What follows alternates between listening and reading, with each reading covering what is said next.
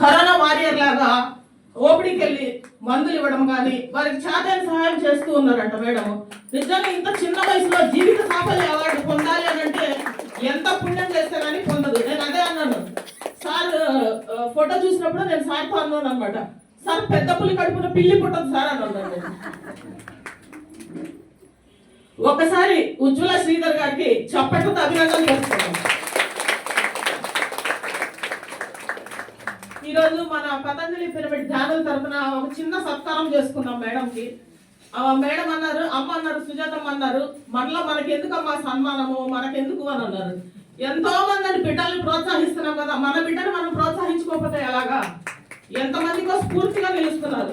ఆ అమ్మాయిని చూసి మనం స్ఫూర్తిని పొందాలి. నిజంగా ప్రతి మహిళ ప్రతి నిమిషం నిరంతరంగా శ్రమిస్తూనే ఉంటుంది.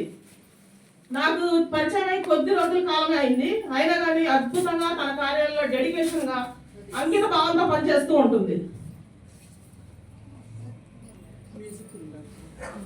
ఉజ్వల అంటే అర్థం ప్రకాశము. దానికి నిదర్శనమే మీరు అందుకున్న తెలుగు భారత అకాడమీ ద్వారా ఎన్టీఆర్ ప్రతిభా పురస్కారం. ఎప్పుడూ తీసుకోకుండా రెస్ట్. గతంలో కార్యం నిర్వహించినది ఎడ్యుకేషన్ చారిటబుల్ మహిళా ట్రస్ట్, బాలల ట్రస్ట్. నిరంతరం తల్లిదండ్రుల ప్రోత్సాహం, అది వారిలో నింపింది ఉత్సాహం.